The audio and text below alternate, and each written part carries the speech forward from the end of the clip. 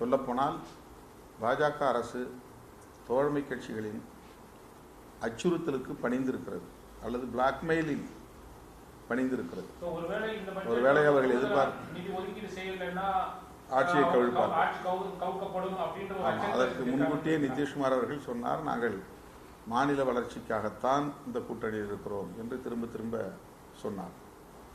அதாவது நாங்கள் கொள்கைக்காக இருக்கிறோம், பிஜேபி கொள்கையும் எங்கள் கொள்கையும் ஒரே நேர்கோட்டில் இருக்கிறது என்கிற அடிப்படையில் அவர் சொல்லவில்லை. எங்கள் மாநில வளர்ச்சிக்காக இந்த கூட்டணியில் இருக்கிறோம் அப்படின்னா எங்களுக்கு நாங்கள் வைக்கிற கோரிக்கையை ஏற்று எவ்வளவு நிதி ஒதுக்கீட வேண்டும் என்று கோருகிறோமோ அவ்வளவு நிதியை நீங்கள் ஒதுக்க வேண்டும் என்பது ஒரு இன்டைரக்ட் ப்ரெஷர். இது ஒரு வகையான ஒரு த்ரெட்டனிங் தான்.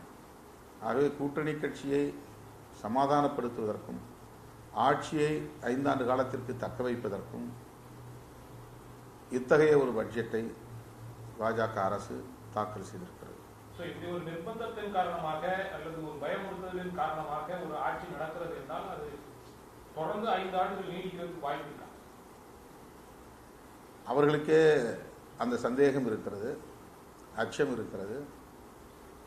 ஆகவேதான் கூட்டணியில் பல கட்சிகள் இருந்தாலும் இந்த 2 கட்சிகளுக்கு மட்டும் பணிந்து அவர்களுடைய கோரிக்கைகளை ஏற்று அவர்களுடைய விருப்பத்திற்கு இணங்க போதிய நிதியை ஒதுக்கீடு செய்திருக்கிறார்கள். இவர்கள் இருவரும் கோபித்து கொண்டால் ஆட்சியை காப்பாற்ற முடியாது. இந்த அச்சம் பாஜகவினுடைய தலைவர்களுக்கு இருக்கிறது. தமிழ்நாட்டை பொறுத்தவரை கடந்த